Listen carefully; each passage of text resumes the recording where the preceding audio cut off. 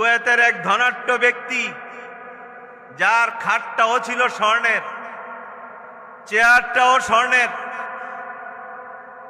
চেয়ারটা স্বর্ণের, ফ্যানগুলো স্বর্ণের, ফ্যানের পাখাগুলো স্বর্ণের, হাতের ঘড়িটা স্বর্ণের, 350 ভরি এনি টাইম তার গায়ে থাকতো স্বর্ণ। তার বাড়িটা সারা বিশ্বের সবগুলো বাড়ির মধ্যে 2 নাম্বার না 3 নাম্বার ছিল। এই লোকটা কত ডাক্তার ফিট করলো আর বলল আমার মৃত্যু যেন এত তাড়াতাড়ি না হয়, এত পয়সা, এত সুন্দর বাড়ি, এত ঝাঁকজমকপূর্ণ ঘর, আমি যেন আরে কিছুদিন বাঁচি। কিছুদিন পরে তার ইন্তেকাল হয়ে গেল, মৃত্যু হয়ে গেল ওই কুয়েতের ধনাঢ্য ব্যক্তিটার।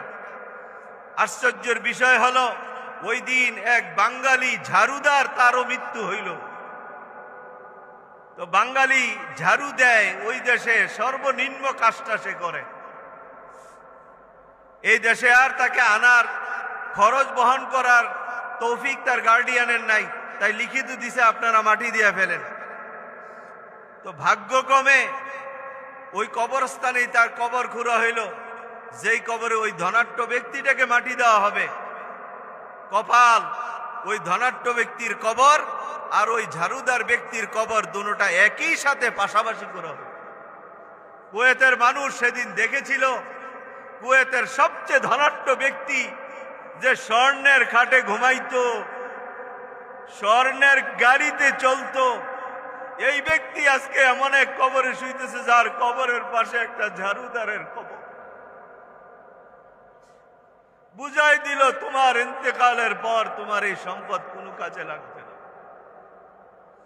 কবরে যাওয়ার পরে শুধু আমার আর আপনার সাথে যেটা যাবে সেটা হলো আমার আর আপনার নেক আমল। এই জন্য রমজানের শেষ 10 দিন কয়দিন এতেকাবে বৈশা নেক আমল আমলে জমা করে তারপরে শুন। কেউ আপনারে মনে রাখবে না, কেউ আপনারে স্মরণ রাখবে না। এই নেক আমলগুলো আপনার আপন, এরা জান্নাত পর্যন্ত আপনার সাথে থাকবে। কথা ঠিক কিনা বলে?